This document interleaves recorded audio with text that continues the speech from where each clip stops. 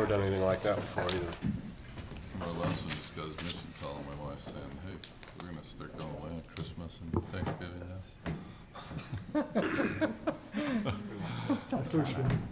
Yeah. So, I think everybody's ready. Well, welcome back. Let's move to item number 6 on our agenda, Foothills Planning Process. Phase 2 report. We have our Community Development Director, Corey Snyder, here to report on that. Thank you, Mayor, members of the council. As you're aware, this is a continuation of a 3-step outlined process to talk about the city's ownership of land in the southern part of the city up in the foothills.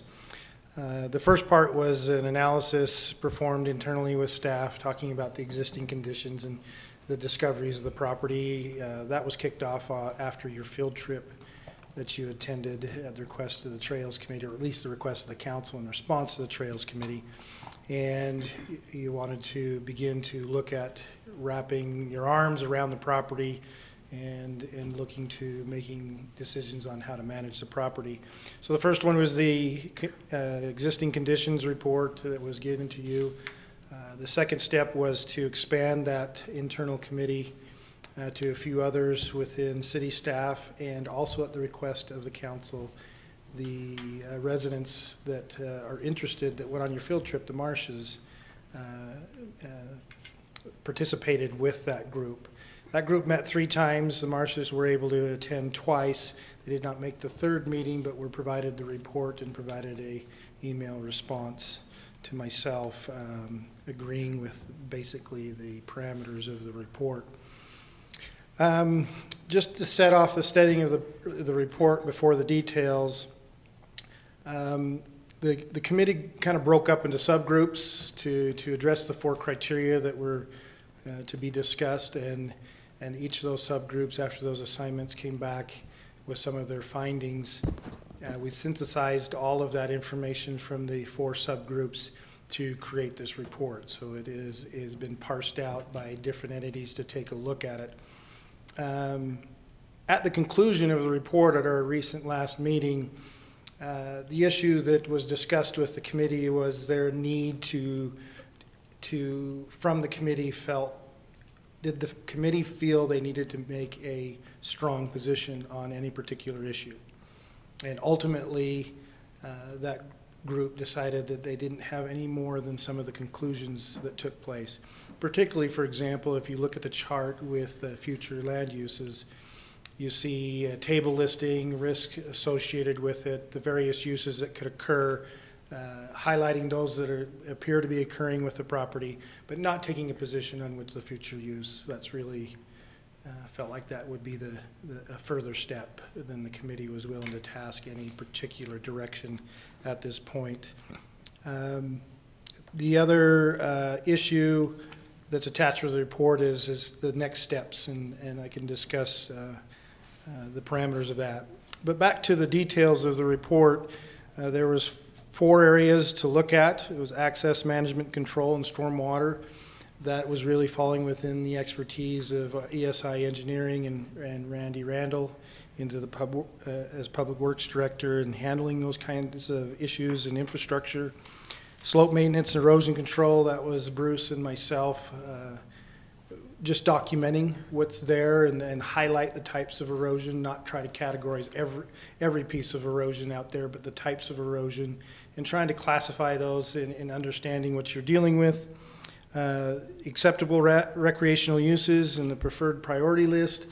That's where the subgroup and the committee ultimately did not venture out into a strong opinion on what takes place, but did give you some leanings from their standpoint. And then the risk management and liability issues that would ensue. So talking about just briefly highlighting it, really to leave you some questions rather than a half hour of a presentation. I was hoping this would be much easier on me than the normal land use planning stuff. So, but feel free, make me earn my money. I'm here tonight, make me earn it. Access management control and stormwater. The ultimate theme that came from the subgroup and agreed by the committee as a whole is that the primary this is the balance historically of this is a retention area to recharge the wells. Is this a flood control system? debating those number of issues. Kevin, our engineer, was talking about what constitutes dams, detention basins. Dams are a very sensitive category, particularly at the state. There are, what I discovered new is there are penetrations in that retention area, so that wouldn't become a dam, because if it's a dam and holding back the water, there is a whole other set of standards. And so the general recommendation is that yes, it can function as a recharge zone for the wells, but it's not a system improvement for the wells and a system need for the wells. It's better to be used as a flood control. There's the ravines that drain in that area, the detention, that basin area kind of handles it, even though it's not well designed and laid out. It is handling a lot of that water. If you don't handle and manage that water, the small secondary ravines are going into yards, into homes, and so forth. So the primary is it should be flood for control, looking at the improvements to help with that flood control. And then on top of that, there were opportunities, as if you're looking at it for flood control, you'll see the map attached with that section at the end of the report. There's a way to look at some roadway improvements to capitalize on handling as a flood control as well as access. And you see that. So that's the highlight of that section. Flood control should be the primary use from a city use and management of the property from that standpoint. And you could tag team that as you think about the water and drainage utility fees, your general funding, all your capital improvements tools, whether you couple that with a road and so forth. And Kevin's earlier report was broader. It has a lot more infrastructure that you can put in. This would be the prioritized conclusion. Any other infrastructure would come at whatever you plan in the future and manage with the property. The erosion control or classification, just simply tried to look at it from two angles. There are types of erosion. What's the risk associated with that? And what's the mitigation kind of things that how to prioritize that. So an example where you see kind of opposites that are occurring in that document. The OHV uses, if you look at the pictures and you've been up there, that's a high risk. There is a serious problem with the vehicles eroding that property. If it's controlled, though, the expenditure of money to try to restore that may not repeat its value. If you can control it so that you don't have further erosion occurring and then let time do some of the healing, it's a difficult piece of land and sandy to think you're going to just haul in a bunch of topsoil and put in a bunch of erosion control for what purpose? How aesthetic is it? How needful is it? You're in a barren place, sandy place. The money just doesn't seem from early on where we would want a high capital expenditure. So it's a high risk but controlled, low risk to put into efforts of restoration and funding and capital improvements. So that kind of gives you the extreme of that. Obviously, the prioritization in that document is looking at the primary access points, some of the slopes for those primary access points, the unmanaged drainage. So like the gun range, if you look at the gun range road, it's not the gun range causing the problem. It's been the erosion and it's undermining that roadway. It's not been managed properly, and that's a risk. And that's probably a better capital improvement to think of than just try to reseed an entire hillside. So there's some classifications there. It's not intended to yet be a priority, but it's intended to say, as you look at planning and funding and asking questions, these are probably the more focused. If we're going to use the property, some access points is probably your best place to begin to invest and do something. That couples with Kevin's recommendation that you could improve some of the access as you improve some of the drainage. But again, that's how much future use and intensity that you want. We don't know yet in its final outcome. But ultimately, the third category was the uses. Here you see, for lack of better terms, the cliche of soft pedaling. You don't have the group saying you should do this, but the group as a whole says those passive recreations are the primary use. You know, our gut feeling is that you have a lot of people that use it in that passive way, walking, some jogging, the dogs, just going for a view. There's probably a lot of people, you know, coming and going from that aspect. So to put up gates and say nobody should be on the property, we think that's probably not going to be high favored. People like to use it, even for passive. So we think that's the likelihood of the use. We understood as a committee from historic talk that how many years ago was a decade ago? Well, it was more than a decade because I've been here 14 years. So beyond 14 years, there was a proposal to shut it down for ATV use. Apparently, it was nearly a standing room only. Again, the survey is really unofficial, but the predominance of ATV use on the feedback wasn't really high. We certainly see that. When we were on the field trip, you saw even some of the younger kids in their mid-20s, because if you can call them kids, are racing around on the dirt bikes, even on the hiking trails. You know, so there are people that use it, but we don't know if it is a community priority today. Is it still that priority? Because nobody's really, in the past, we don't have a managed organization. We don't have a managed park system to create it. You do have the Davis County Hillside Plan adopted 10, 11 years ago that recognizes that as an ATV place. And it also said to can make a connection to the Bountiful. Now you have some development in the Bountiful, so you still can get there, but it's a little rough to connect those two trailhead facilities. And you know, so we still want it. Is that something we still really value? That's going to be more costly to manage and run and so the position of the committee is you know, certainly that can work. It's going to take some extra money and funds and management to make it work. We don't know if the demand is really there, but if it's not managed and it's not taken care of, then obviously it's uncontrolled and needs to be eliminated, which I'm on YouTube, so maybe some recreational user for OHV will be out there and think differently and come to you. So that's kind of the committee's conclusion. The passive is the priority. The OHV, you really need to think about what you want to do with that. Just for my sake, because the Planning Commission had a work session, the Trails Committee met with the Planning Commission to talk about trails. They spent a considerable amount of time in that meeting talking about their mountain bike.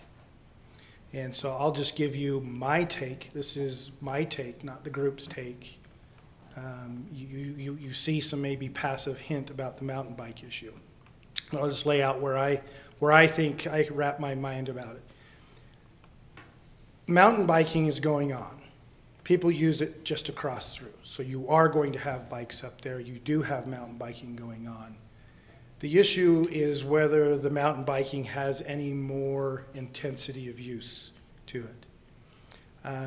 I don't think the mountain biking needs to, if it's, we're kind of backing up in my thoughts here. Mountain biking's occurring, it's probably going to stay, but it will be more associated with that passive cross-through kind of element. The issue of the Trails Committee creating a course is obviously more intense than the passive cross-through and occasional bike going through. So there will be more regular use. My position would be is I don't think you need to wait for $500,000 of infrastructure to consider whether mountain biking can be a part of the plan in the near future. How active do you want that course? Their goals represented at the Planning Commission is that it wouldn't be a competitive course. It would be more for the locals to ride as well as some of the local high schools teams to use. But again, we can't, as a committee, nor myself, take a position on whether that's good or whether that's bad. because there's certainly mountain biking going on. It would be beneficial to control some of the mountain biking and separate it from the hiking trails and get that clear signing and those different expectations. If it helps local folks train and compete, that's not necessarily too much more than a passive. But I can't guarantee that somebody builds a course, they don't come, the Field of Dreams movie, and it becomes a more desired for competition, which I think then begins to move that above the passive use and more towards the intensive use. So I think strategically, from my standpoint, as you pursue the next step, I think the strategic thing is making a decision if you want the Trails Committee to be able to enter into applying for a grant and discussing with them their vision. How intense is it really? I would hate to see that if it is a more lower end use, that it would be classified in the same category as OHV, because I think the erosion of just the vehicles going up is different than the erosion that the bikes would cause. I think it's different than the erosion the ATVs would cause. I think it is more manageable. The question is how intense is the Trails Committee, and are you comfortable with that? So what I'm really trying to say is have a dialogue with the Trails Committee. You know, their intent and dream is to build something. Their dream is to have that grant period go in so that they can do it in the following year on the awarding of the grant rather than turn that around 2 years later. But I think that's a strategic decision, and I don't think you need to wait for a full-fledged plan and infrastructure to be built to let them move forward.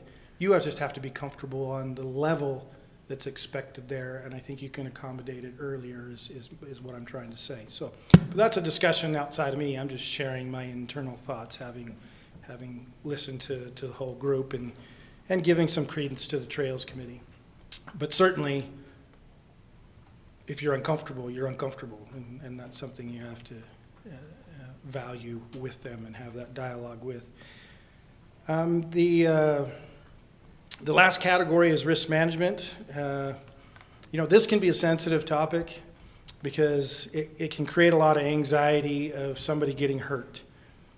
You know, the cut and dry is somebody getting hurt on the property right now you're at risk at.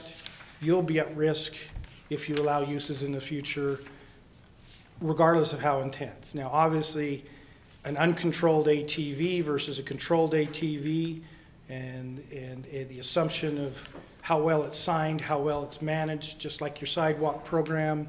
Do you know what's going on, or you have a plan in place? You know, those are all those liabilities that you use. But to soften the issue of somewhat to the worry, recreational uses under we reference it into the report, recreational uses do have a favor at state level and under liability issues. So there are some protections to you as long as you have a decent management program going in. What management? A management program, signing, clear rules, hours of use. If you have a good management plan and you're putting that management plan in, your liability for your recreational uses do not really dramatically increase. The state has put protections, both public and private entities, for the purpose of getting recreational uses taken care of. Just a gee whiz story, Waterfall Canyon in Ogden City is on private property. You have to cross the private property and go to the Maylands property. And they own all of the area of Maylands Peak. And they became worried about some liability issues, and they began to post the property. And if you don't post the property correct and don't say you're no trespassing, you get roped into the liability if somebody crosses onto your property and still gets hurt. They raised the issue. Public came out very upset that Waterfall Canyon was being shut off by the Mayland family. It got a little bit nasty. Weber County threatened a prescriptive right lawsuit on the Maylands because that's been used all the way back to pioneer times for recreation. There was, I don't know if this drove the amendments, but there was certainly discussion at the state level about recreational uses, and ultimately the Maylands, you're not charging. they kind of honored the prescriptive right. There was the protections of the law or changes made to protect the law. Waterfall Canyon is accessible to the public now, and the liabilities of the Malin family were reduced under the protection of the state regulations about recreational use. So that doesn't take a position on whether you're out fishing and you can step your foot in the river, on the river bottom or not. I'm not getting into that recreational use, but so you do have some protections. Yes, you have some liability, but they'll stay within the parameters normally afforded for recreational uses under state law. But if you mismanage or do something negligence, that doesn't excuse you from at least some claims and how far they can take that claim. So, can I ask a question? I can try to answer it. I've talked long enough to make you think I know it. Am I understanding from what you're saying that since we do little to nothing to manage it at the moment, we have more liability? Potentially. And if we were to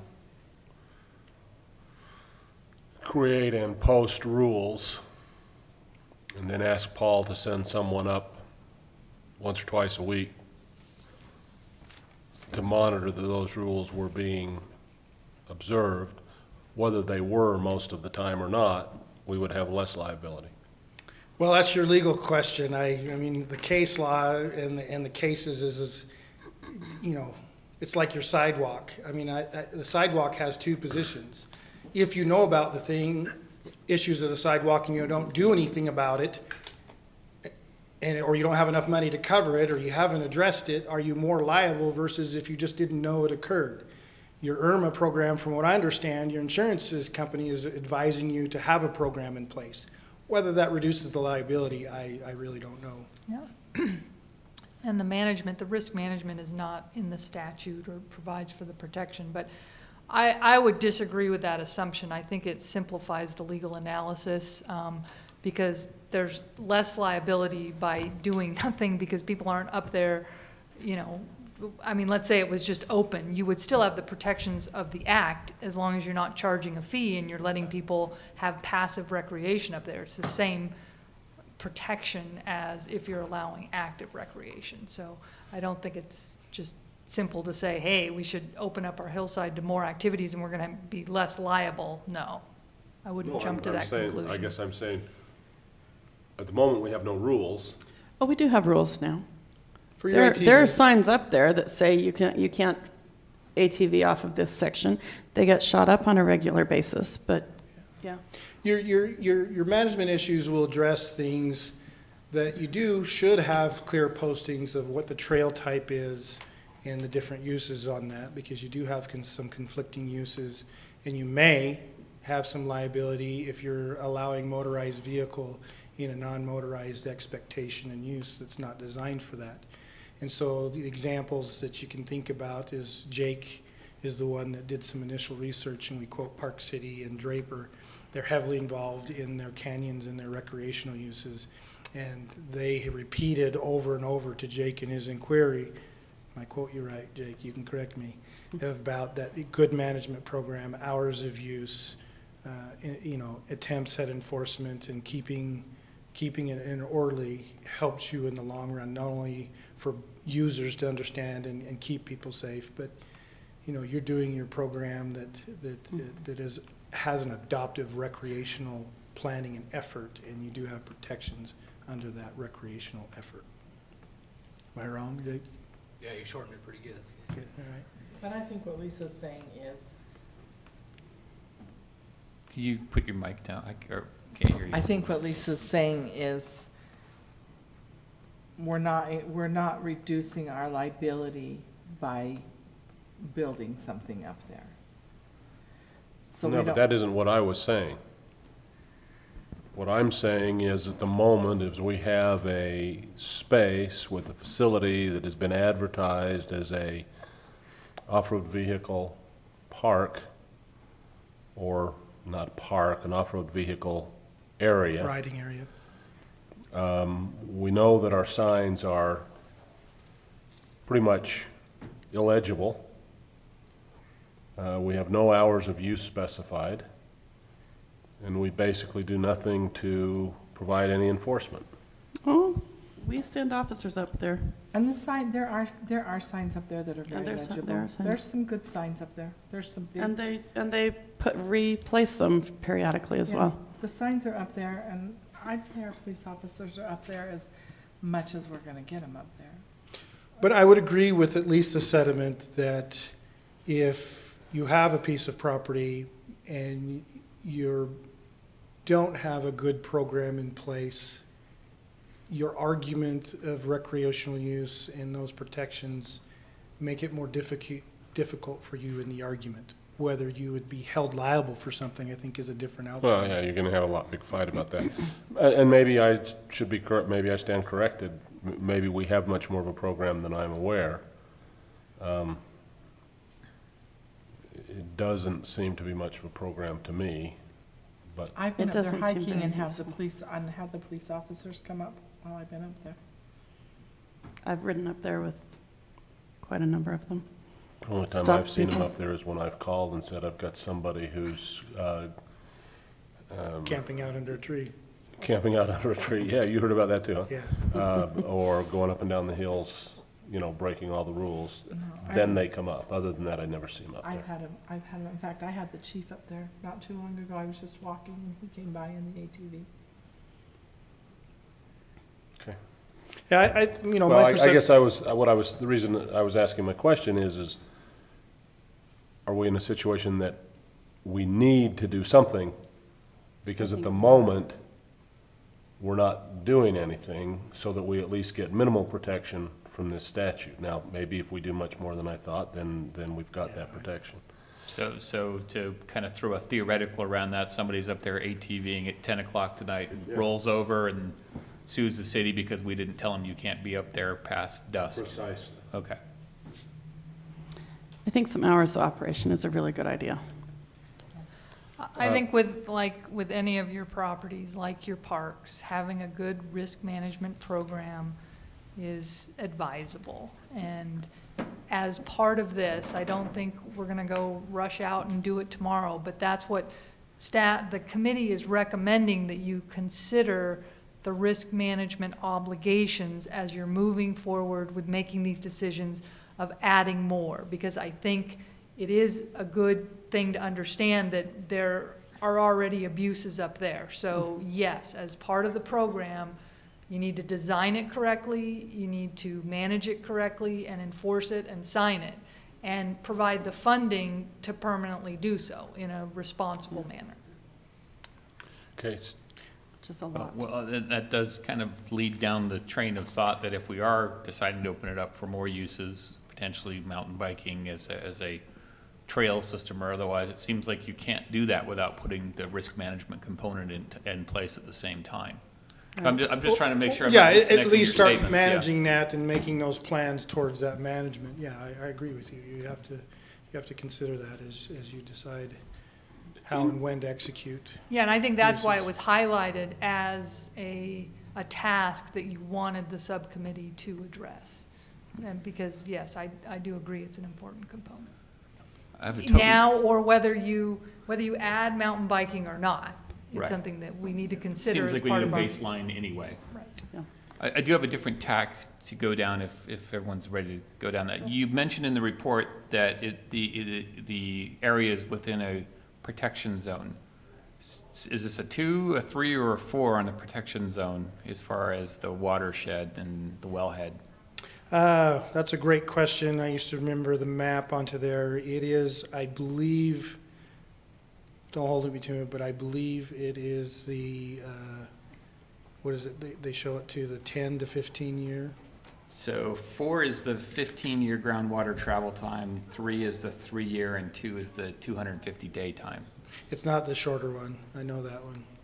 It's a longer one. I'd have to go get Randy to pull that map for me. You probably have it right there. Well, and actually, I went down that whole, because I keyed in on that phrase, and I was thinking about some of the canyons that you can't even walk your dogs in because they say it's watershed, and they're very restrictive about that. Are we inadvertently creating a bigger problem for ourselves by not having looked at these uses? I mean, water quality's never been an issue in the city, as far as I know. Nobody's ever said, hey, there's petroleum distillates showing up in the water because of the off-road vehicles or any of the other issues, but I'm a No, little confused by, Yeah, I know Kevin, when he talked to the committee and talking about the flood control, he did raise the concern that if ATV use is up there, that you do need to manage it, that people are not trying to change oil or like you do on the lakes, spilling gasoline, changing the oils. He raised that that would be a concern of his in the management of the property. so if somebody runs out of gas and pulls a 5-gallon off and starts filling their ATV up there, that's a concern? I don't know Kevin, how or- serious of a concern, because you're doing this 5-gallon, you'll probably have a lot of more evaporate going on than you will have going down into. It's the long-term over and over use that's, that kind of activity. And to what level, you know, I don't know, but I can tell you that Kevin would say, you know, we don't want to introduce the type of uses that would incur a lot of contamination. Because thanks to the code being online, I was able to kind of research this all, but I got in a circle. And the circle I got into, and maybe I read it wrong, was you have these protection zones, but it really looks like we're only covering protection in terms of commercial and residential use. I do not see a recreational use coverage for that. Right, you don't see that in the ordinance. The only place that I know of it that shows up in a recreational use is in your foothills management plan in general. It talks about if you annex or consider uses up on the hillside, because you do have those canyons and other areas that are part of the recharge finger, as you see on the map to the wells, you want to be careful about introducing uses that would contaminants. And that's including also that you have the free flow of the water into the canyons. It talks about a buffer zone around the canyon edges too in that. But you're right, I don't believe the current wellhead protection zone is addressing recreational uses. It's a land use based concept of commercial, industrial, so forth. Okay, good. So I did read that right. The question for me would really come down to, and this is more of maybe a Kevin or a Randy question, or somebody wants to weigh in on that, by all means do so if you feel so inclined. If we increase the intensity of uses on the hillside and bring more traffic, vehicle traffic, other traffic up on the hillside, is it negligible? Does it matter? This is the part I can't really qualify, because as I've said before, there are canyons where you can't walk a dog because it's watershed. I'm thinking dilution's the solution, people. How bad can it possibly be? Right.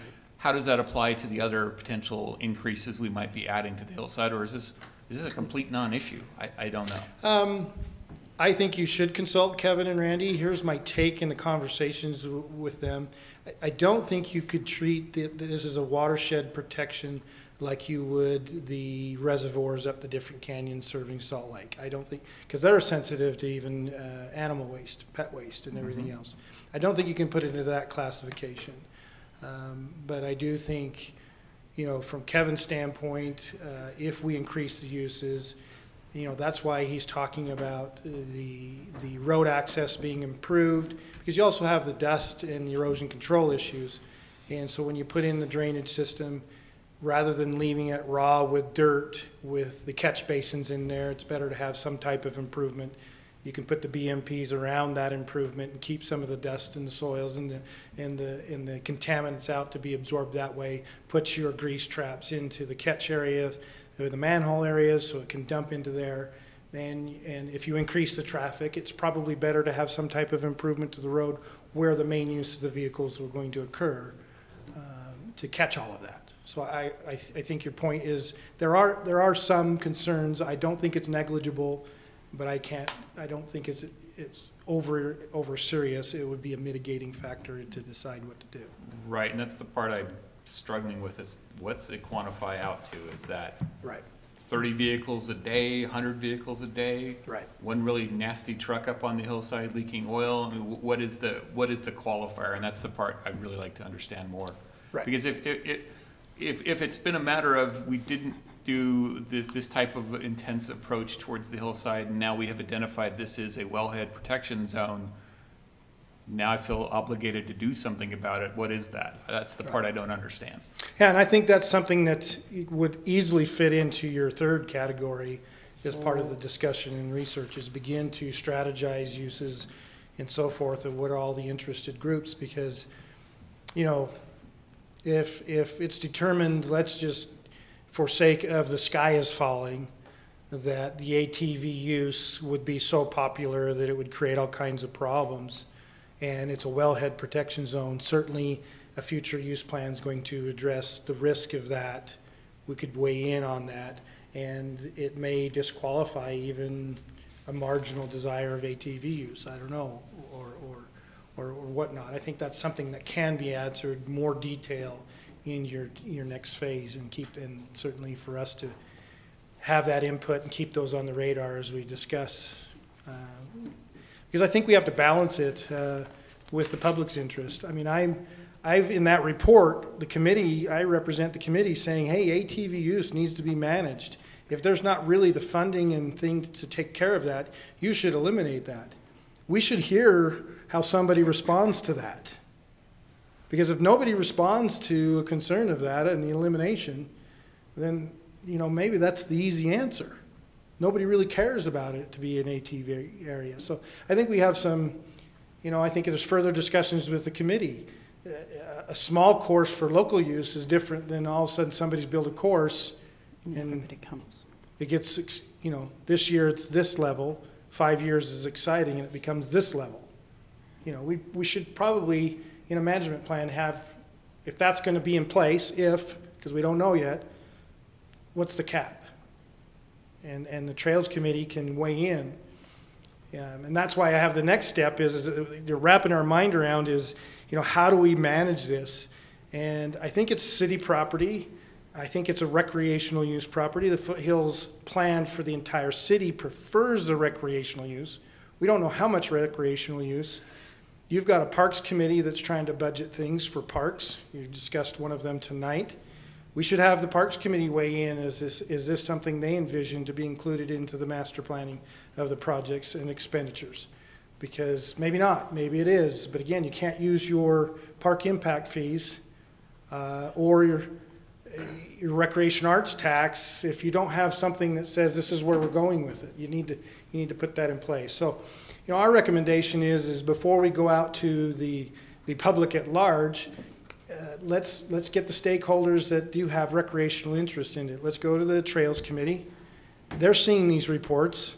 I kind of know where they're at, but I would like to see them put a little more from my perspective. I've seen a plan, but I would like them to put in writing, what are they trying to accomplish with that track course? What's their ultimate goal? And you see all of these things that are happening in here. What are your efforts as a Trails Committee as you think about mountain biking and the capital improvements that have to take place? What are you balancing it? Is it balancing it for the mountain bike? Is it balancing for the striping of the bicycles on the roadways? I mean, they have a broader, I know that they are very narrow focused on the mountain biking, and that's an exciting project, but they're going to be coming to you for a larger picture for capital improvements. And where does this weigh on that scale? And what level of that scale it should be in? And have them tell us where they think they might be at. Have the Parks Committee do the same kind of thing. And then we can gather some of this information together before we have an ad hoc committee. I can put a preliminary draft that has these various options to plug and play, the best way to describe it. And we can get the ad hoc committee together and broaden the discussion for the ad hoc committee to make an official recommendation. And the ad hoc committee can explore how do we want to reach out to the ATV folks? How do we want to include the trails and the parks and what they respond to us? Because that way the Parks Committee is we might, for just, again, the sky is falling. Maybe you come back and say mountain bike course dedicated is really not appropriate. What if the ad hoc committee comes back for that? Well, we still have some type of process is going to go forth that the Trails Committee can try to come in and say, oh no, we think you're seeing that wrong. I'm assuming that the city management property is going to end up in the general plan document. My assumption reason is if you're putting any type of funding, it's supposed to be listed in your general plan. So I'm assuming that eventually this future plan ends up in its final form in the city's general plan to begin with. But I don't know if you're really willing to go that far with this process. But if we do, it should be there. And then you can start looking at that plan in your capital improvements and so forth. And so I think the ad hoc committee is similar to we've done with the west side, similar to we've done with the foothills. We expand now to stakeholders, representation from the city council, the planning commission, a trails committee member, a parks committee member after they've put in their written wishes and dreams and hopes, or their, and some residents of the area. And we take a couple of months and hash out what everybody thinks about a draft plan. And if we need to extend it further, the schedule's open to that. I was giving timelines, particularly because of George's wants to say, hey, Corey, I want to keep you moving this along, because I remember something about turning some type of dirt, and I don't Moving really... some dirt in the spring. I'll requote myself. That's So fine. even if it's me taking a shovel and throwing it up in the air, I want to be able The to... minimum requirement right there. I want to move some dirt, even if it's just that. So it's, but I put it on there so that the Trails Committee takes it serious, the Parks Committee takes it serious, where there's an expected deadline, get together, get their input early on. I can draft it all into to the plug-and-play element of the document. Then we can formulate the ad hoc committee and see how fast we can run it to you. The deadline was June, but it's okay if it's August too, or September. So Corey, on the recommendations, I think you're taking care of this. You mentioned that the council ought to forward these reports to the Trails and the Parks Committee, but that's you're doing that, or someone else? Well, is I doing do it that? physically for you, but I think a message to the Parks Committee is we as a council want you to look at these documents and give us your feedback on it, and provide some type of guidance and recommendations that you think about this. I mean, we know the Trails Committee is going to come back and promote their trail. I mean, they're very open about that. Sure. But I think it should be something that we can push them on and say, how does this couple with your other goals? Page 7, acceptable recreational use and a preferred priority list. If I'm reading this correct,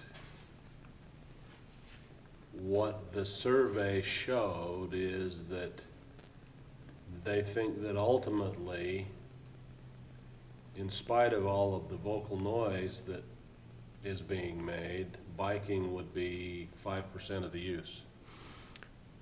And then obviously you didn't put that statistic in, but I'm just interpreting from the graph, extrapolating from the graph. Yes. That what you're saying is the primary use is hiking, walking, running. The next use is gun range. And everything else is a distant. It is, and this is where you have to give the precision analysis of that graph. That precision analysis was a 4-week May, I believe. Was it May, Steve? You did it in May?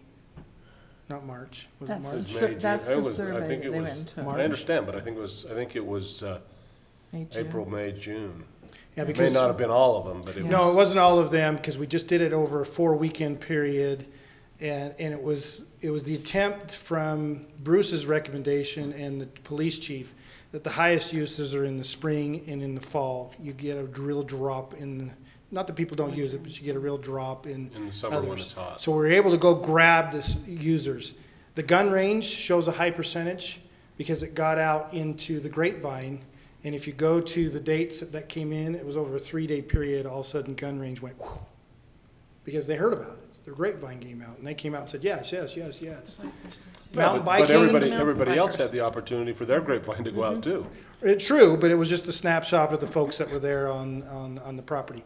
An example with the ATV, I think that's probably not as high as it maybe should be, because a person coming up with a truck and a trailer and the ATV is not going to stop at the Dual Creek junction of 100 South and take a survey.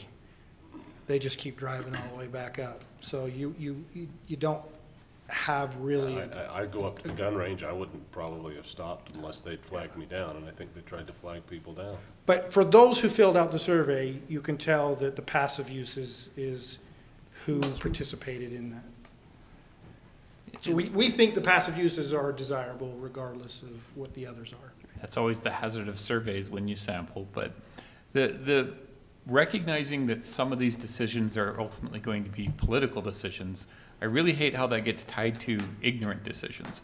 As much as possible, a political decision should be based on facts available at the time. And like we talked about the watershed and some of the intensities of use, I really appreciate the fact that you want to go back to them and say, what is the scope? You talk about this track and how everyone will like it, but what is that impact? What are you really expecting? Is this local users riding up from their house, or are you expecting a couple buses up there a week from the schools? I mean, they are different in their intensity, and that's the problem I'm having with at this stage. And it's not that we're even far enough along to make a decision. Is trying to mesh those together with the wellhead areas, the erosion. I can't see the mesh yet. Right. And that's I think we're moving that direction, and I really appreciate the report. It's opened my eyes to a lot of issues I didn't even think about. But as far as to whether or not one use should be paramount over another in terms of time frame, I don't know. As I said, and I know several of the mountain biking community are not happy with this. I don't sense the huge urgency here to make a decision that potentially robs us of other opportunities. Because I'd really hate for the community to go through a fundraising event, raise the money for $150,000, and then we start getting 20, 30 trucks up there a week, and somebody says, hey, you guys are contaminating the watershed, and then we have to say, sorry, all that effort's been wasted. The only way you can come up here is if you bike from 3rd South. That's the only way you're allowed to get up here anymore, and we end up in an enforcement thing. Again, probably off on the crazy side of it. I don't know. But I would prefer to make these decisions as much as we can based on all available facts when we get to that point. Yeah, and I don't want you to feel pushed by me. It's just the issue. I know that they have a lot of angst, and I'm really not in a position to advocate for them or against them. It's a merit thing that they need to make to you. The issue is how comfortable are you with allowing them to move forward with a grant, and that's your decision. I just want to recognize there's uses up there. What my concern is don't tie the drainage pipe erosion off of the access road to the gun range and its problem to the mountain bike erosion. I think the mountain bike erosion and its risk is an animal just into itself. And I think it's fair. That's fair. That's all I was trying to. I get you can't really advocate. I just don't want them to feel that there's an anxiety and an angst that nothing will ever happen. It's just that order of operations leads to the best possible future use. Understood. And as a planner, I couldn't agree. I couldn't figured argue I with would be you. singing your song there by saying that. You are. Everybody drilled him enough? Thanks so much, Corey, for all you're doing on this, and everybody else that's on the subcommittee with you. He has specifically requested, I think, direction that he be told to turn this over to the 2 committees. Yeah. And with a request recommendation from that the they council give that us you a address response back by the first meeting in December. What was my deadline on there? I thought I gave them till February 1/19. That's why I started February. going down that path of asking you who's going to get this out. because I figured the holidays February would be a little bit in 19, the then we way. take their recommendations from there, and you recommend an ad hoc committee that comes back with a formal recommendation by Yeah, April. and what I can do is if you're okay with that schedule, and I will deliver it at your request to the committees for the February deadline, I'll come back to you with the discussion about the ad hoc committee, who's on it, all of that stuff, so that you. If we don't get responses from them until February, they won't get a grant. They have no chance at a grant next year. They were already upset at us. Yeah, that was they're upset mid-April, with my wasn't it, schedule Grant? already. I'm just giving you. No, I understand. I guess my inclination would be to say you're being too generous on the time Okay. and give them, if people are really interested in this, then we need an answer back by the first council meeting in December. That gives them a month. If we don't have an answer by then it tells us that their interest level is not as high as they would otherwise have us believe. But what answer are we looking for? Because if what we're talking about is just, does the Trails Committee think that we should have a mountain bike trail up there? We already know that answer. Right. So that's not the answer that No, we're asking for. What The question do answer we is a want an answer? reaction to the issues presented in the report a reaction to the thing that I brought up a couple of minutes ago about how much actual use is there going to be. If the usage is 5% of the usage, I have a hard time substantially dedicating the property to a mountain bike trail. Now, I was supportive of it based on the open house, but if the survey says that it's the, then I don't see the point of making that substantial a dedication of the property to that activity. So I'm not, I guess, yeah, we know what you want. Tell us where you agree or disagree with the report. Come back to us and give us some more information. Yeah, my hopes out of this, and I would probably share this with Bruce and even the chair, Mark. Is Mark the chair, or is there the other person the chair? Mark seems to be the leader on the project when it comes to the meetings.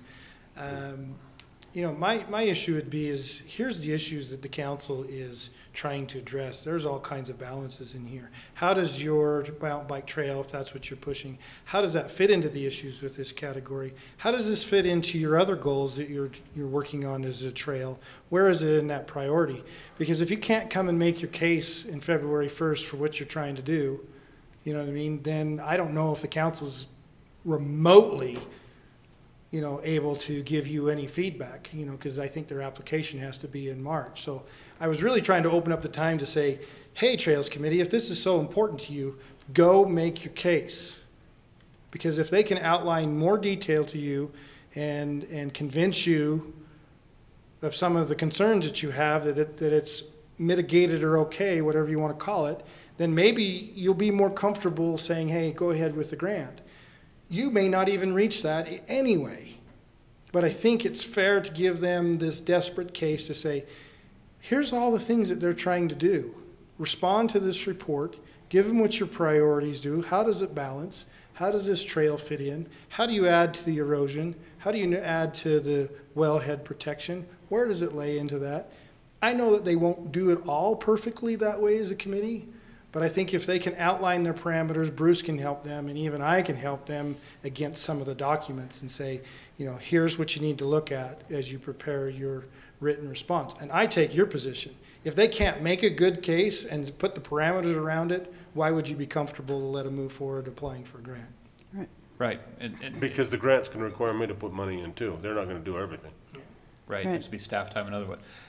And it's make the case, quantify it. In terms of this report, if you have substantial angst with any of the findings, explain why. And then if it does fit within the scope of the findings, explain why. And in a quantifiable format that could be digested. And I'm not trying to remove all the political element as we talked about earlier, but I do want to have as much data as I can, because I recognize the passion of what they're trying to do, but passion and logic are always on different ends of the scale, so I'm just trying to figure out where that matches up.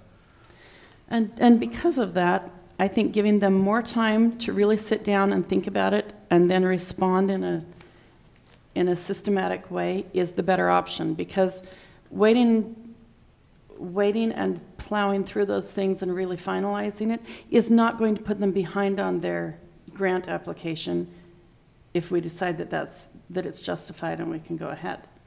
I don't see how they lose that way, you know? Well, but I could go on with Bill on this one a little bit and say, well, if you wait, have them wait until February and you come back and say, oh yeah, but what about A, B, and C, and you expect another cycle through, you might short them on the opportunity to have a rebuttal against your objections that may come up. So I don't know So that say necessarily. January? I don't know that accelerating the schedule hurts necessarily, as long as the drop dead sort of February timeframe holds true for at least the discussion items relative to the grant. But if they're willing to put in the time and effort to go on an accelerated schedule and get some more time for some feedback, that might be helpful. But I think the beginning of December is unfair because you've got Thanksgiving here and. Well, the Parks Very Committee quickly. agenda's already set, and I think they're meeting this week, aren't they? Tomorrow night? Or is it next week? Next week. Yeah. I think I would go with any date. I think I would. I could certainly send the message to them that the sooner you get this done and get feedback, the better. If you're waiting till the day of the deadline of the grant to put it in, you're probably not going to be successful. But so if you're gonna have the Parks Committee, they've already got their agenda for this month, and they don't think they usually even meet in December. Right, a So, lot of them don't. you know, we're asking the Parks Committee to weigh in on this. We've gotta give them, Yeah, I think you gotta give them January. And my communication will try to detail out Okay. some basic bullet point expectations to help them. I don't want to hand them a document and say, hey, tell us what you think. No, this is this is the kind of feedback we're looking for. Then they can decide how they want to organize it, add to it, subtract. and I'll talk to the Trails Committee and have them get on it as fast as they can, so they've got that information for us. I have one other significant concern. And I'm not sure how you get your hands around that concern, because there is, to the best of my knowledge, no organization that represents the off-road vehicles, motorcycles, whatever you want to call them, use. And they are a substantial user at the moment. And there ought to be some appeal to them. Yeah, but who do you make the appeal to? Well, I don't know. I That's know what- someone right off the bat that I would appeal to, but I don't know how wide a But range. there's no, so we've got a committee of 13 people. How many people are on the Trails Committee or the Parks Committee? 7 on each committee. 7 on Parks. 14 total. Yeah, 14 total. So they've got an established group. There are organizations that deal with it. When the word got out of the open house, we were flooded because of those organizations and their ability to organize and put things together. Yeah. I'd like to figure out a way to reach out to this other group. The other, which I think needs less representation, is the hiking, walking, running. But even in that case, who speaks for them? It's supposed to be the Trails Committee. Well, okay. Would The be Trails hiking, Committee, walking, yeah. running, biking, yeah, Fair but, enough, but okay. a lot of them are Good point. bikers, as it's been pointed out, but that's supposed to be the Trails Committee too. I know I've had residents contact me, well, I just want to talk about the trails and not about biking, so it's supposed to be them as well. And then I think it's the issue the ad hoc committee will have to decide what's the best way to broach and contact it and ensure that people know about a draft document and can give feedback to a draft document. So, I guess I'd like to make a request. Hopefully people would support me on it. I know that you're a cyclist, motorcyclist, right? Mhm.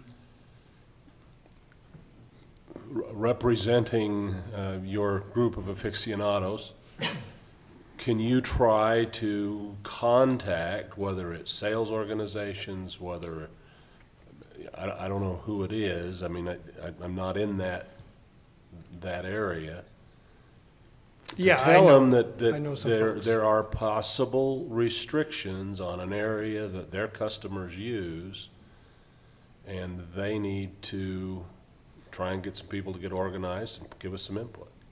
Yeah, I know several folks I can talk to, and they can get the word out. I think from an organized and those who play into the dealership and participate into an organization, I think that's feasible to get some feedback. I think the harder one is the 14-year-old boy on a motorcycle who lives in the city and uses it on occasional basis to just go release some steam and get, mad at the math teacher for having to do so much homework when they'd rather be on the bike.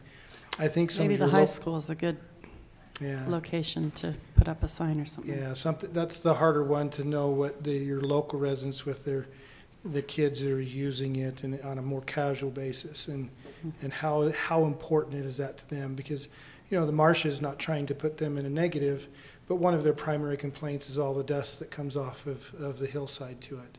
Yeah. And so when they read the report that if it's not managed well, it should be eliminated, I don't think they frowned or smiled to give away their poker face, but my guess is there's a little bit of a bent of a smile. Well, I think it's going to be hard to get representative advocates proportional to at least the survey. I'm sure we're going to have one or two evangelists who are really loud, and then the rest of them are not going to be as loud for all the other groups, but that balance of uses, I don't know how we're going to get there. I don't know where to tell them to contact, but there are certain places up there that most everybody that goes there passes. If there was a sign that said, your city is considering this, but I don't know who are they going to contact. Let's just put up a big sign that says off limits, call this number if you disagree. There you go. 295-3477. Give McCory's number, so at least we get 100% feedback at that point. So I was extremely frustrated Tuesday. I hadn't been up on the hill where I usually walk in probably 2.5, 3 weeks because I'd been sick and had a hurt knee. But in that 3-week period, there is a new, relatively large, looks to me like it's got to be motorcycle track, carved up, half moon up the side of the hill. 18 to 24 inches wide, depending on how you measure it, 4 to 6 inches deep. The grass is now all gone. It's carved into the hill. It will be eroding this winter and spring. And I had some choice words for whoever did it. I have no idea who it was, but that's what we got to figure out how to stop. Right. Yeah, you have the, some private landowners that have off and on been very frustrated with the users trespassing on the property and other elements to it. So there's quite a bit of erosion on offshoot roads on the northern side that is all on private property. Some created by the private property. There's an interesting lot type that looks like a cul-de-sac off the road that includes one of the lots on the cliff. The lot is actually the cliff area you see up north. That's been there for years. They're all owned by out-of-state owners, but the road follows, and then the lots are cut off of that dirt road on the plat maps. But then you have all the offshoot erosion that's occurring just by people naturally walking the property or using it on bikes and motorcycles. So there's more than erosion going on than just the city's property on the south end. That's it's pretty true. It's pretty heavy on the north end in a couple spots. So we probably need to move on, but so we'll stick with the original schedule that we've decided. Yeah. And then I'll give them some bullet Okay. points and then say sooner the better. Yeah, let's go that direction. Okay. So, thanks, Corey. All right, thanks. Thanks for the report. Item number 7, let's consider approval of Army Corps of Engineers settlement agreement. Steve, you're going to address us on that, correct? I am. This has been on the front burner for the past year. It's been lurking in the background for many years, since 1990, actually. I'm bringing to you tonight a resolution of the matter that I hope you will approve. But let me just briefly recap what has happened since 1990. Jake, would you pull up that last document, the last one there? And then, yeah, that page right there we'll start with. Scroll it up. Keep going. Okay, right there. So this is the community park property. This page comes from the 1990 permit application to the Army Corps, and that shaded portion on the northwest portion of the park property is about 3 acres of poor wetland, and the city was required to mitigate that in order to develop the park. The mitigation plan that was approved is reflected on the next page, 2 pages actually, but start with this one. Yeah, keep going, scroll right there. Again, that's the northwest corner, and the mitigation plan was that to replace that, mitigate for that 3 acres of poor wetlands, the city would do 2.2 acres of high-quality wetlands on site, and that 2.2 acres was to be achieved by that irrigation pond that was going to irrigate the park with 0.7 acres of credit, and then corridors along the western boundary and the southern boundary. Jake, if you want to roll it up, there's the southern boundary. Another 1.5 acres between the western boundary and the southern boundary of the park. So that's how you get 2.2 acres.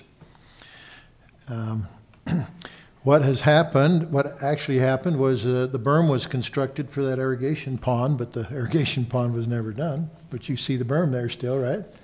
You've all seen the berm, right? And the western boundary and the southern boundary were enhanced or whatever to satisfy the other 1.5 acres. Unfortunately, none of us who were around more recently knew that the western boundary and the southern boundary enhancements were part of the 1990 permit. We had heard, I had heard, and Bruce had heard that irrigation pond berm was there because there was the intent that eventually that was supposed to be a wetland as part of a mitigation plan. But and because we knew that much, it was a year ago that we decided we better contact the Army Corps and see if there is an expectation to do something with that pond area, that berm area, because we want to put an RSL futsal court there. And when we contacted them, they sent to me the 1990 permit. And a few months, and after some conversation with them, they sent me in February of this year the notice, the official notice that, hey, you've not completed your 1990 permit, and not only did you not complete the 1990 permit, you have now since filled in the enhanced wetland areas along the western boundary and the southern boundary. And that's how we got into where we are. And of course, we filled in the western boundary to expand the parking lot, and we filled in the southern channel there to create that transition between the expansion area and the original park. We got our wetlands consultant involved, and thank goodness we did. He has helped a lot. And through, after considerable dialogue with Matt Wilson of the Army Corps, they acknowledged that it doesn't make sense for us to do an irrigation pond, and that obviously it's unrealistic that we could restore what we had filled in for a parking lot and so forth, and that it would be better for us to buy into a wetlands bank. And so the solution is purchasing 1.33 acres, 1.33 credits, which is acres of high-quality marsh, freshwater marsh in a mitigation bank, in exchange for the 1 acre that we filled in. So it was about 1 acre that is documented on the attachments to the settlement agreement. And so in reality, and this is what I want you to appreciate, I did notice the ratio you were calling out earlier with RACs. we had on the 1990 permit said we needed to create 2.2 acres. To resolve this thing, we're being asked to buy 1.33 acres. And in reality, and that's all stems back to getting 3 acres of poor wetland that we could use in the park. So all things said and considered, could have been worse, you know. We not too bad. We paying for 1/3 acre in exchange for having 3 acres of the community park that we're using. And better than the 14 that the West Davis. Yeah, the 14-to-1 ratio. So the settlement agreement, yeah, when you read it and when Lisa read it, it sounds pretty tough, but I provided you the email chain where I sought Dennis Wenger's advice. I agree with him that I think it's the best we can do. We go forward, we We approved the settlement agreement, purchased the wetland credits, and this thing's behind us. He's confident that this will resolve it. So that's my recommendation to you. You approve the settlement agreement and authorize the use of RAP tax funds to purchase 1.3 credits at a cost of I think $73,150, I believe. Now, RAP tax is already divided up into little pots. Where are we Well, pulling it? All right. I'm glad I anticipated that question.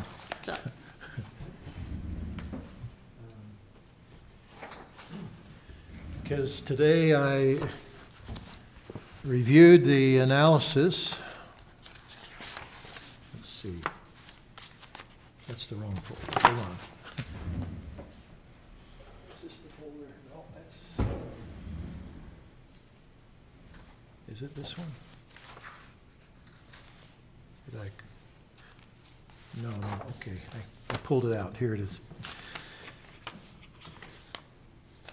That's not it either. Anyway, let me tell you, I can remember what I did.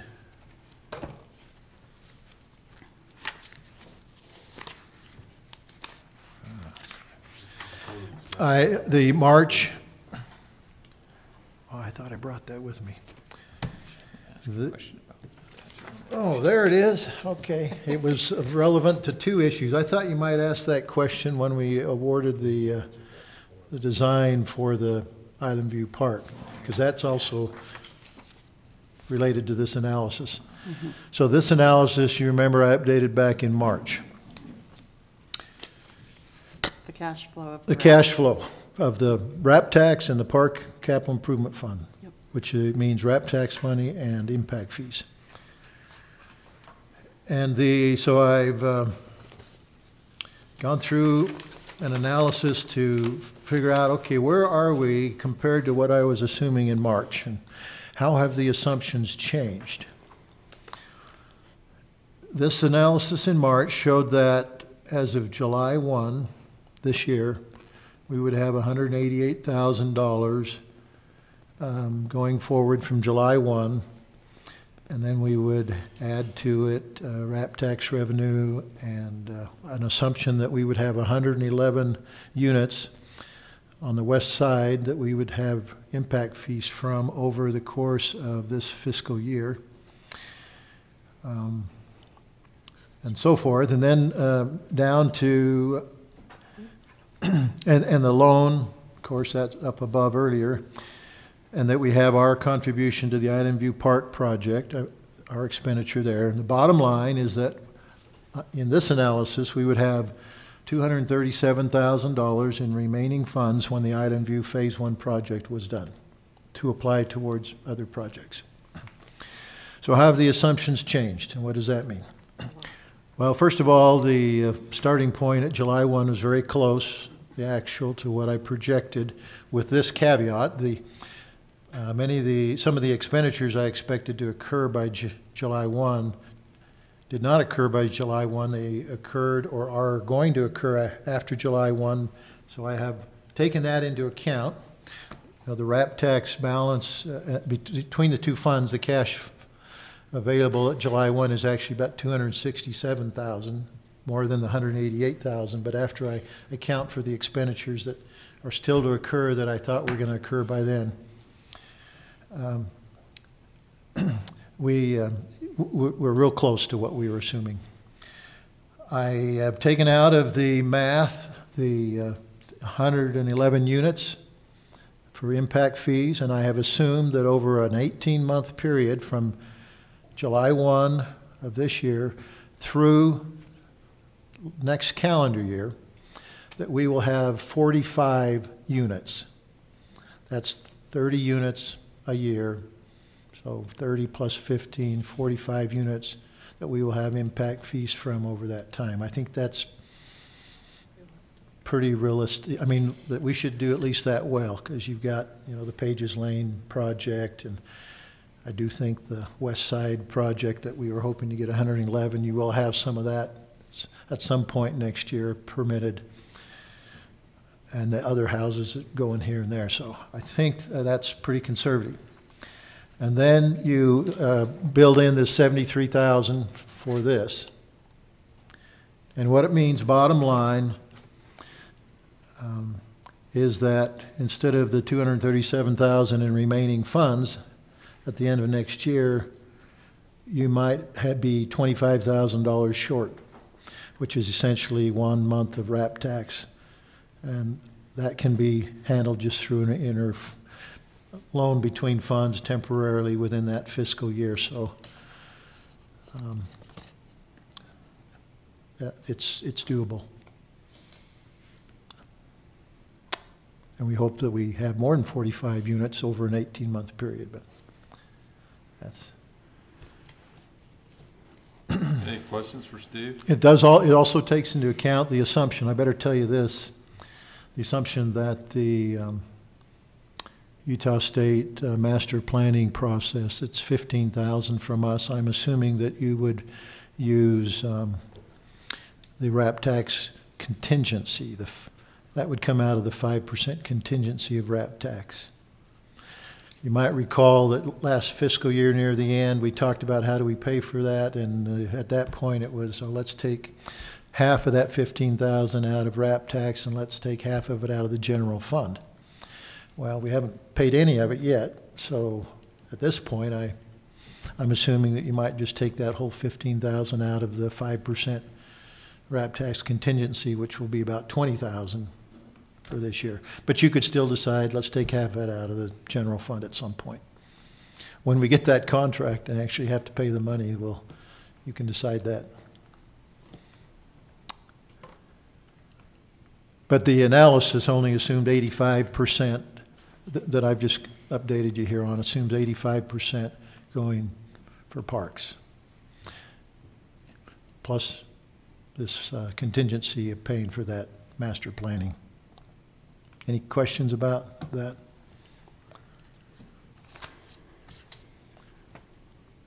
So what do we think, council? I think Steve's done a great job. We're less than half of what we were expecting 8 months ago. Just a good thing. So, excellent, thank you. I did have 2 questions for Lisa. You've looked at this and agreed with it, the settlement agreement? I have reviewed it, and my email comments are included in the packet. So yes, it's a very one-sided document. It doesn't. That again, maybe. Yeah. I'm not sure what we just bought. Yeah, exactly, and I it was going to doesn't. say, let's go view our new land. Well, I looked up where the land is. It's just outside of Brigham City, but the agreement, I'm not sure what I own at the end of it because of the waiver provisions and otherwise. Exactly, and so, yeah, I think it's very one-sided, and so I tried to push back, but I think it would take too long to resolve any of those issues. And you saw Dennis's comment, the first thing, the last in the string of the emails, which is the first thing you see, is his conclusion that he recommends we go forward. That you're not going to get changes to that document. I was going to ask, in the non-waiver provisions, number 2, where it says, provided no such action is presently contemplated due to the continuing good faith demonstrated by Centerville City. Is that our out that just handles all things unless we were otherwise? I mean, that seems like the only thing that they're acquiescing to is as long as we don't plan on being a bad actor here, this agreement will be enforced and all as well. I'm just looking at what's my release? What's my hold harmless? I can't find anything in there. I know this is the only agreement we're going to get, but there's nothing here that makes me say, I bought myself my get out of the wetlands jail free card. Yeah, and I remember at the last meeting you said, I want a release, so I specifically added a release clause request, and it was rejected, so, at the low level, but. But Dennis Wenger expresses very strong confidence this puts the matter behind us. And that's ultimately what if this puts the matter behind us, and if the good faith clause is the intent to say, we're all happy, we're going to not really point who forgot what permit and whatever in the process. If this is what we can do, this is what we can do. I mean, the ratio is great. I think that's fantastic. I wish that the legal protections on our side could be a little stronger, but we're negotiating against the Army Corps of Engineers. So what do you do?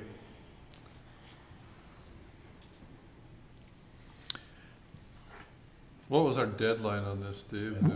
Well, there's no deadline per se, I just want to be done. other than, Well, then they yeah. might change Well, their mind. I am concerned about this. If you stall, we don't know when the wetland credit price is going to go up. That's true. I mean, it's 55,000 an acre now. And they have committed, they've sent us an invoice showing that they'll sell it to us at that price. But when I had to contact him recently and tell him that it wasn't ready for the last meeting and it's waiting to this one, is that going to be a problem? He said, no, that shouldn't be a problem. We have taken these off the shelf, so to speak, and reserved them for you, these credits.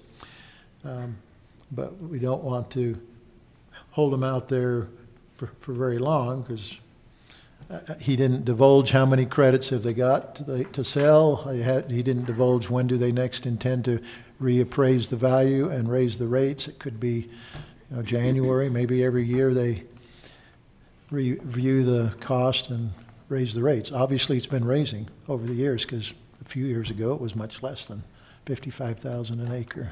If you want some oceanfront property, you gotta pay for it. Finest marshes in Brigham City you can get. So if you want to put in your motion that you reluctantly move this, that's okay. Trying to come up with one that doesn't sound snarky.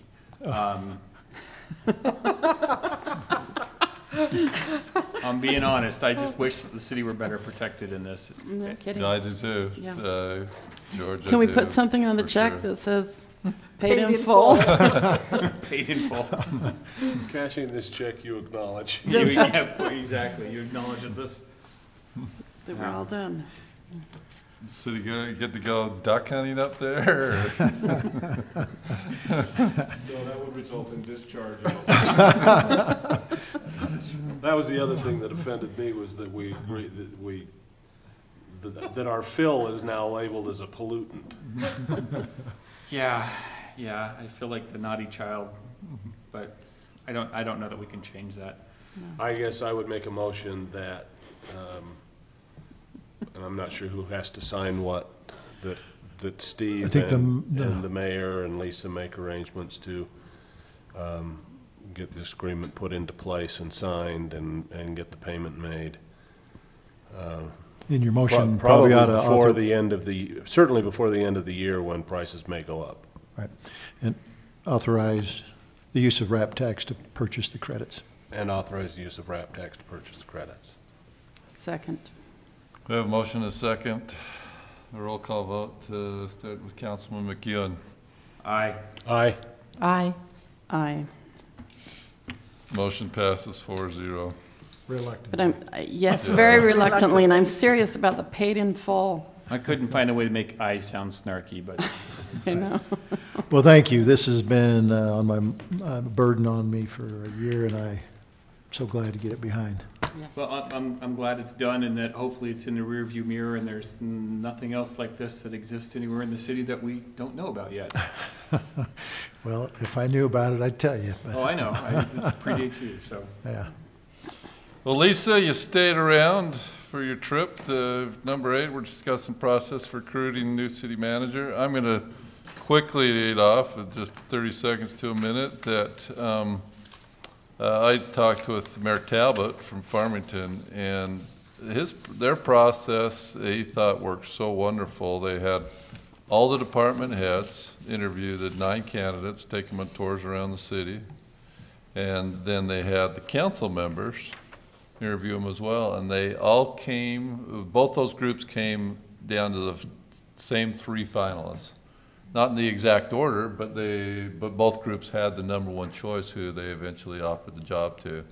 as well too, and he was thrilled about how it worked. So that's my lead off to it, but and you can go into how you've modified the schedule.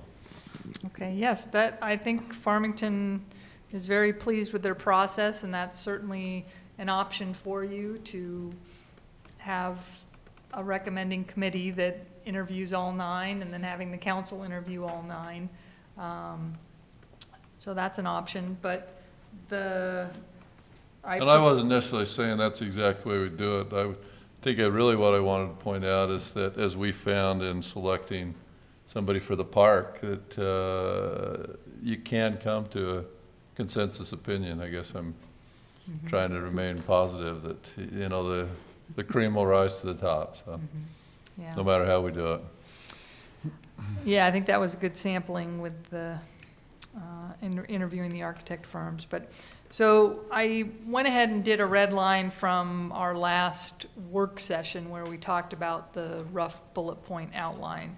And I have heard back from a couple council members that you wanted more representation on the recommending committee, which is the one that interviews the candidates. And so, you know, certainly your input, you can add to this however you want. But just to recap, you know, basically we have sort of a 3-step process where you have a resume review panel that's going to go through the resumes and pick the top 6 to 10 candidates, and then that goes to the recommending committee that's actually going to interview those 6 to 10, and then you've got the council interviewing however many you want, but because the recommending committee will come back to you and say, we're ranking all of them, that was the input from last time, we're ranking all 6 to 10, and here's our top 3 and why. And then the council can decide, oh, okay, well, we want to interview this many. Now, you know, with any of these, you can do it any way you want. I think we're in the ballpark either way, whether you go with the Farmington example or a modified version of what, you know, where we are now. I think any of those are acceptable, so.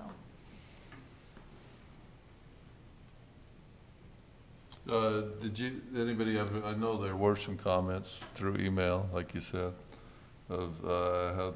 Yeah, so the main comment I heard was perhaps adding a council member to the recommending committee. Yeah, I think that's a good idea. I think it's a good idea, and like I said, I sent an email and volunteered to do that. I feel like that was something that I'll I would. volunteer to support you in you doing that. Thank you. Me too. So you have right now all department heads on that committee, a city manager from a neighboring community, the current mayor, and then what we're calling just a municipal expert, somebody local that either is a member of ULCT or something like that. And then you could add the city council member, which is fine, I'll put that in right now. Do you want to alter any of the above?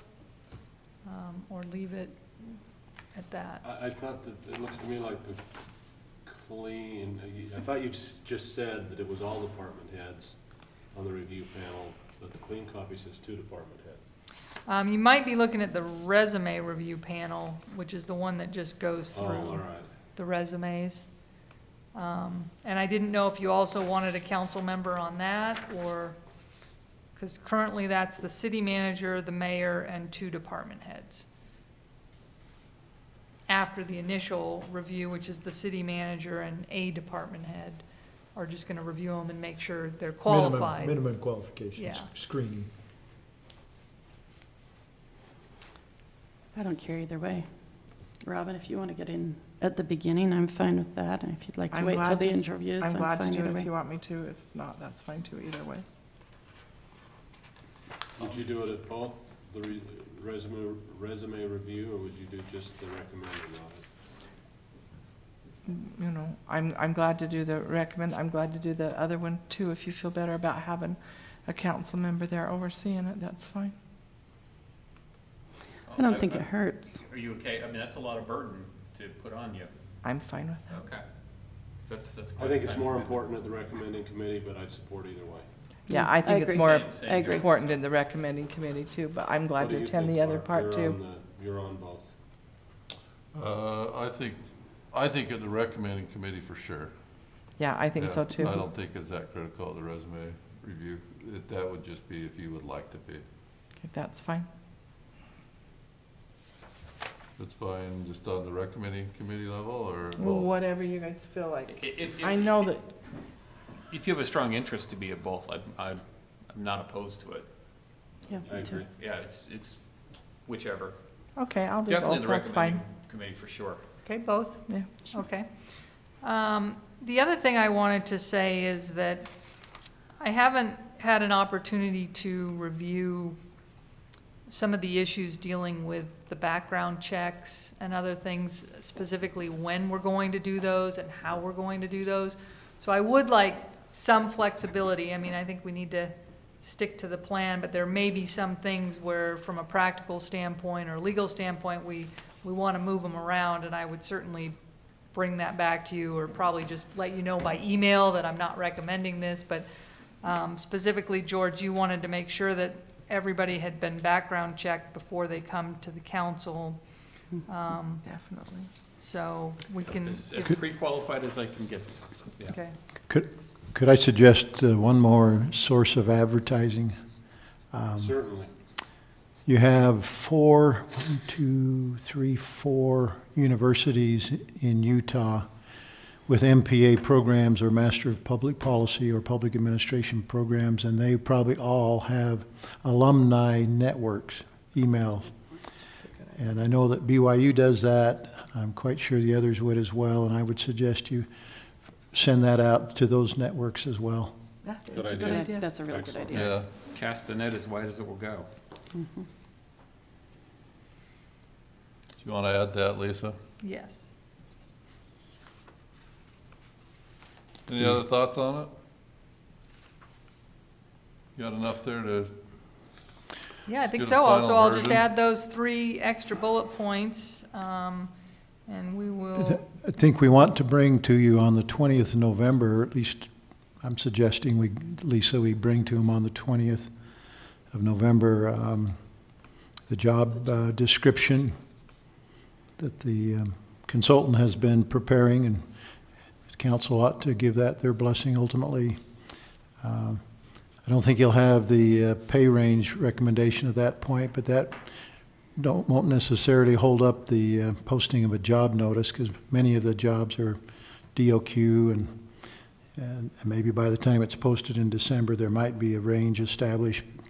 But on the 20th, I was hoping to bring you the job description, a brief version for noticing for a job ad, and one other thing. What was it? well, if you want any amendments to Oh, this. the amendment to the code. Right. Yeah, the Yeah. city code. That was it too. Yeah. Okay, Yeah. We're going to do that on the 20th? yeah, it's on the schedule. You're going to be gone. yeah, I think we need to do all that, because we're talking about preparing the job posting and advertisement 1st of December. November 1 to December 7, and Yeah. posting it December 10. So that was the deadline for approving those items. But we could send you a draft as soon as we have it.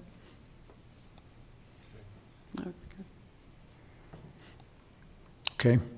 Alrighty. Everybody clear on that then? Looks like a solid plan. Okay, Okay. great. Great, thank you. Thank you, Lisa, on that one. Mayor's report, item 9. I attached the Utopia board meeting packet that Councilman McEwen provided, so I'll let you guys look through that. We just wanted to disclose it and get it to you. In the last 3 weeks, been a number of things happening. Of course, we had the pumpkin walk that I went over to, and on the 29th, Lisa Summers did a great job with that. We had the night down at the park on Halloween night. I actually stopped down to that, and it was amazing, the attendance that you had there from parents and their kids from the community trick-or-treating down there. I went to, along with Steve and Councilwoman Ivy, and I think we had Kai Hinsey from the Planning Commission to that meeting in West Bountiful with on the roads with the Wasatch Choice Group, and some of the plans that they have, both from a transportation, roads, transportations, biking, and walking trails. We had a lunch with the mayor a couple weeks ago. We do 2 of those for Christmas and 2 after Christmas, and that went well. And we're going to have to change the slides because Steve does a great slide presentation. Unless we can get somebody that has a child that grandchild that looks just like yours. So. Met with Hogan Construction. The sign that we were talking about between Legacy and the freeway came in a little higher price tag, so we've kind of put that off unless I can get some people to donate some funds for that. How high? They had it in at 28,000, and they were going to donate about 13 of it. So. I'm right on those figures, aren't I? Yeah. Yeah. So, and then the last thing I wanted to report is, of course, as a mayor, I've been, and I'm sure you all have as well too, lot on my mind. I didn't know him, but Mayor Taylor, Brent Taylor from North Ogden, the things that I've been reading. They were just wonderful. He's a wonderful servant. I know that some of the candidates last night paid tribute to him, and so just to see that what he did, I've just been reading a lot of articles on it, and both as a military person, as a mayor, as a father, and he was over there fighting, as y'all know, in Afghanistan, and working with somebody where they are allowed, they were allowed to vote. They were able to have elections, and of course wrote that message back. So I hope that we all thought about that as we voted yesterday, and the freedoms that we have, and the sacrifice that somebody that's in doing things like we're doing made. So the ultimate sacrifice. So that was just on my mind as well too. So any other questions for me on anything else? A number of other things that happened as well too, but I continue to talk to business owners and continuing to work on this thing with Fruit Heights, potential cemetery deal, but I haven't been able to get with them yet. That's the things I've been involved in. So. If no questions, we'll go to City Manager's report. Well, the item shown was addressed in the work session, so we don't need to do that. But instead, I'd like Jake to take a minute and tell you what we have in mind for our City Hall security improvements. There is some money budgeted for that, for some modifications.